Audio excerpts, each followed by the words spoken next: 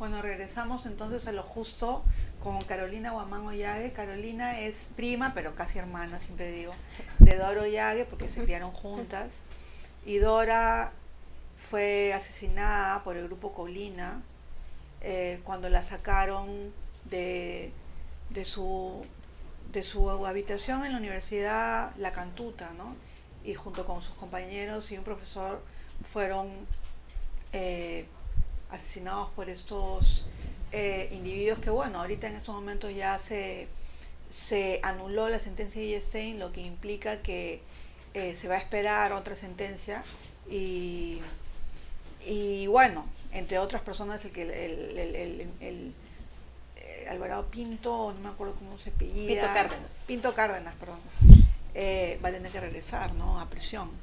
Eso era lo que me estaban comentando. Bueno, Carolina, pero el tema acá que queríamos conversar era algo que había mencionado ayer y hoy en la mañana Belino Guillén en algún programa de televisión, y ese es el siguiente. Él dice, ¿no? Siempre cuando estamos hablando del tema del indulto y cuando estamos hablando de esta perspectiva de hacer justicia y memoria, se pregunta por los victimarios y no por las víctimas. Y bueno, yo precisamente te queríamos invitar todos acá en Lo Justo, porque lo que queremos saber es cuál es la opinión de los familiares de las víctimas, en este caso de la Cantuta, sobre la posibilidad de que el presidente Ollanta le dé un indulto a Alberto Fujimori. Sí. Para mí es muy complicado porque yo creo que la sociedad lo que nos pide, ¿no? Lo que el Estado nos exige como reconciliación no es el concepto de reconciliación. ¿Cuál sería el concepto de reconciliación? Para ellos, reconciliación es impunidad y cuenta cero. Aquí nada pasa. Yo soy una persona católica, practicante de mi fe. He perdonado, lo sé. Me ha costado muchísimos años de trabajo espiritual el perdonar a los victimarios de mi hermana. Pero eso no significa olvido. Claro. Y por eso hemos trabajado durante años para que se haga justicia. Yo he seguido al detalle cada uno de los procesos de justicia para cada uno de los responsables de mi hermana. Y no es posible, que tú cometas un acto lesivo para la sociedad y quedes impune. Las penas se establecen para que sean cumplidas. Y ellos tienen que cumplir su condena. O sea, este ya no debería ser un tema en agenda. Claro. No me moleste que sea un tema en agenda porque a él se le siguió un juicio justo, que no tuvieron derecho ninguno de nuestros seres queridos.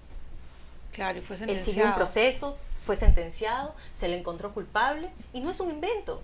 Si los fujimoristas hasta hoy no quieren leer el expediente, ese es su problema.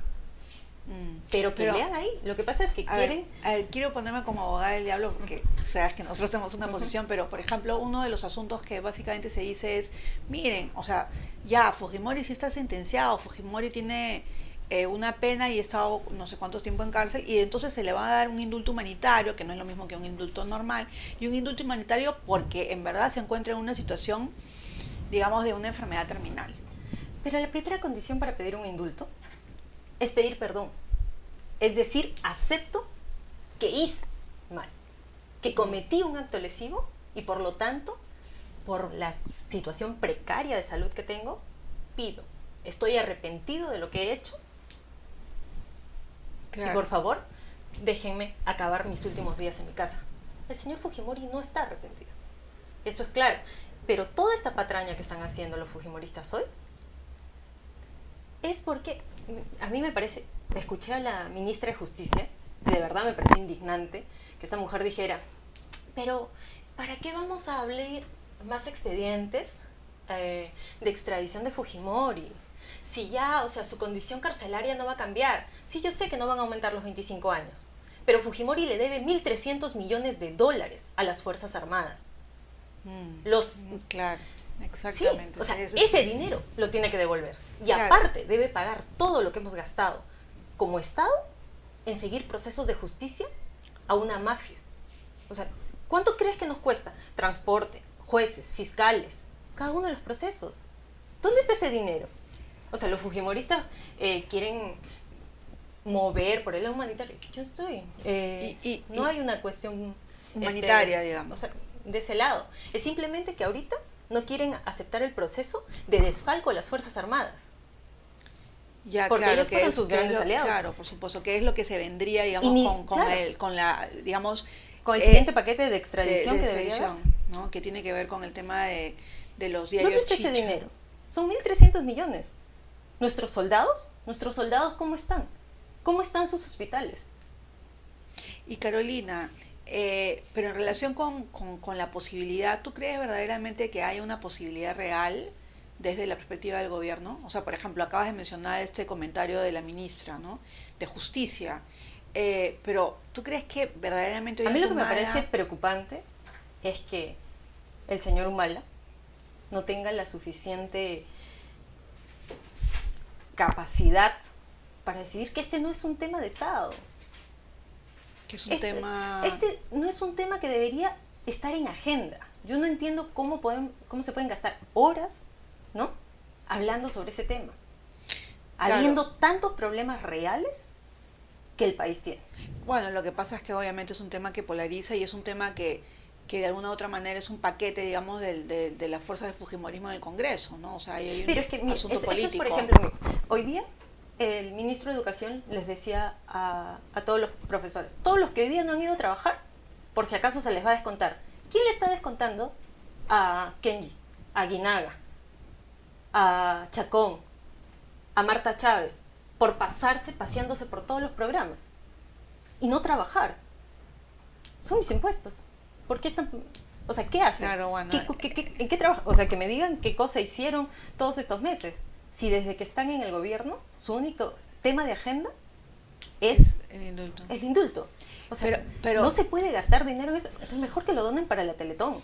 De verdad, que hagan su chanchita con todo. Si contamos todo lo que ha salido, te aseguro que juntamos el millón. Una pregunta, Carolina. ¿Por quién votaste en las elecciones del 2011? Por Humala. ¿Y qué sentirías si Humala le da el indulto a Fujimori? Yo voté por una condición ética, porque estábamos en una encrucijada. En realidad, votar por Keiko era simplemente impensable. Eso significaba llevar el país de nuevo al fiasco que fue antes, ¿no? A revalidar a toda una mafia que le hizo tanto daño al país. Pero yo nunca tuve certezas ni garantías con respecto a Humala, ¿no? O sea, desgraciadamente yo creo que él no tiene tampoco la entereza moral ni ética como para poder reforzarse, ¿no? O sea, lo vemos en su capacidad dubitativa para tomar las decisiones críticas en el país, ¿no? O sea, parece que no sabe por dónde amagar y llegar al arco, ¿no? Durante la semana pasada, Carlos Tapia dio unas entrevistas a diferentes canales de televisión y en ellas lo que él decía, o sea, su teoría era la siguiente. Yo no la comparto, por supuesto, pero te la planteo, ¿no? Era, mire, es mejor darle el indulto a Fujimori ahora que dárselo el próximo año. Porque el próximo año va a acumular fuerzas, mucho más fuerzas el fujimorismo, debido a que están mucho más cerca de las elecciones. ¿Qué te parece esa lógica? Es que el detalle es que se ha conseguido todo un staff de gente a la que en realidad hay que verle la catadura moral, ¿no? O sea, Tapia puede decir lo que quiera, pero yo creo que hay cosas que uno, con los hechos, ¿no?, puedes verlos, ¿no? O sea, Valle Riestra, Tapia, son de la misma calaña de gente que para mí pueden defender lo indefendible. Son los tipos que serían abogados de un asesino y lo sacan, sabiendo que es asesino, ¿no? O sea, cuando esa no es no debería ser, digamos, un objetivo. ¿Y qué piensas de las condiciones carcelarias de Fujimori? Es que eso es lo que diría. Tú sabes que hubo una entrevista de Rosa María con la ministra, que justo la vi, y Rosa María logró la obtención de que las cámaras pudieran entrar, un permiso El día siguiente Fujimori salió de San Felipe y regresó, porque no le dejaron entrar a las condiciones, para que veamos la cárcel de oro que tiene. Y nosotros no nos quejamos por eso. Fujimori es uno de los reos con mayores privilegios en este país. Y no estamos fijándonos si come más, si come menos, si tiene visitas. Está bien. Que tenga los privilegios que tiene, pero es un reo. Y Aquí no hay condiciones de presidente. Ante la ley, todos somos iguales. dime, bueno, y para ir terminando, eh, ¿qué quería preguntarte, ¿tú participarás de la marcha? ¿Se está convocando una marcha? Bueno, nosotros desde la coordinadora hoy día vamos a tener una reunión, vamos a ver cómo es la situación. Eh, Vamos obviamente a unar esfuerzos. Yo consideramos, bueno, la coordinadora, nosotros hemos publicado un pronunciamiento muy fuerte en relación en contra del indulto, obviamente dado en estas circunstancias, con una serie de argumentos jurídicos y argumentos políticos, ¿no? Pero, digamos, ¿tú crees que es importante la movilización ciudadana o que esto se juegue nomás en la cancha de lo jurídico? Considero que es importante movilizarte porque fuimos quienes salimos a las calles, quienes le dimos el triunfo a Humala. Él ganó por esa reserva moral y ética que existió en el país y que sigue existiendo. Que somos ese 5% que quieren decir lo que quieren, pero somos quienes hemos impulsado el país en todos estos casi 12 años.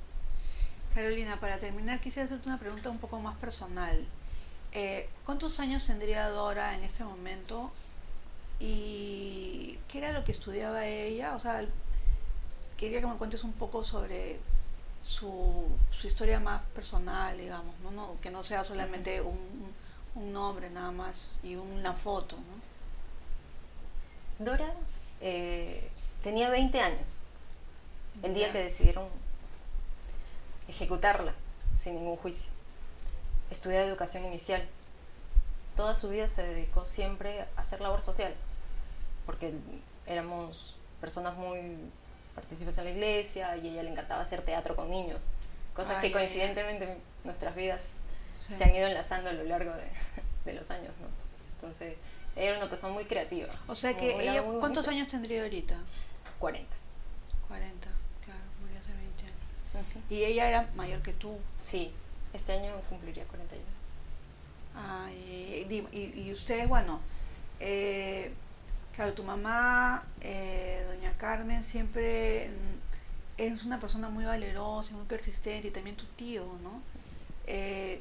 Y bueno, justo yo estuve conversando con ella hace poco en el funeral de Pilar Col, también contigo, bueno, pero un tema que me tocó así profundamente era precisamente eso de ser, o sea, porque no, tu mamá era, digamos, una madre justo yo le decía, la maternidad no es necesariamente de quien da luz, ¿no? Sino de quien le está dando la vida día a día, ¿no? Y ella siempre, o sea, no solamente el tema de que la haya criado todo el tiempo a Dora, sino que ahora también se ha convertido en la persona que defiende la dignidad de Dora y bueno, y el derecho a la memoria y la justicia, ¿no? Y bueno, en ese sentido también quería preguntarte sobre, o sea, sobre esta persistencia, ¿no? O sea, este trabajo de ustedes también como familiares, es difícil, o sea, estar en contra de muchas cosas, ¿no? Sobre todo de la desidia del Estado. Lo cansador creo que es, o sea, mira, los 20 años que hemos luchado por obtener justicia han sido movidos por el cariño inmenso a nuestros seres queridos. Yo, personalmente te lo digo, yo pensé que con el juicio, porque para mí fue muy difícil aceptarlo el juicio, porque también me tocó aceptar que de verdad todo había pasado. Y después del juicio, al menos los 2 años siguientes fueron muy duros para mí.